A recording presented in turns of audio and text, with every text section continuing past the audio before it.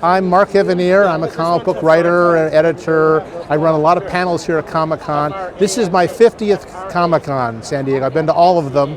I can't figure out why. Maybe it's all the fun people. Maybe it's all the exciting stuff around here. I went to the first one in 1970. We were in the basement of the U.S. Grant Hotel, which was undergoing construction. So everybody is walking on painter's papers, and there's plywood walls to navigate. And we had 300 people there, and we thought that was astounding. Now there's 300 people ahead of you in line for the men's room.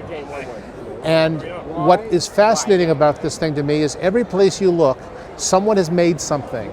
Someone has published a book, someone has done a drawing, someone has written something, someone's made a costume, someone has sculpted a famous president out of Lego blocks, whatever it is. And it's just amazing to be around all this creativity.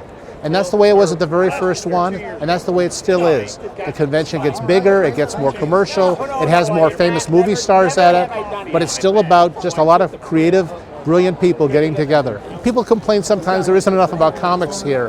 There isn't enough about comics in the DC Comics booth. You know, Marvel does not consider themselves primarily a comic book publisher. They're a multimedia company. Comics have become multimedia, and this is a multimedia convention. But we never forget about comic books. I host a lot of panels here, mostly about comic books and comic book history.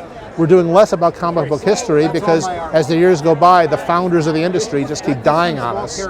You'd think they'd have the decency to stick around as long as we wanted them to. But we've run out of those pioneers to a certain extent, but there's plenty more history to cover, and there's plenty more to say about the books, and there's never been more diversity in comic books of subject matter and topics and audience appeal than there is right now. So it's a very exciting time.